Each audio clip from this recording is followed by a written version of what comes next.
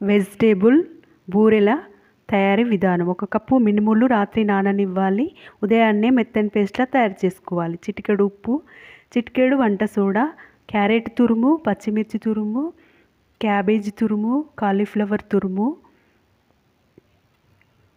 కొత్తిమీర, పుదీనా, కరివేపాకు వేసి ఇలా బూరెల్లా వేసుకొని దోరగా వేయించుకోవాలి. ఎంతో రుచికరమైన ఆరోగ్యకరమైన మినప్పప్పు వెజిటేబుల్ బూరెలు పిల్లలు పెద్దలు ఎంతో ఇష్టకరంగా తింటారు.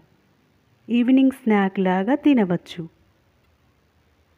చూడండి ఎంత బాగున్నాయో.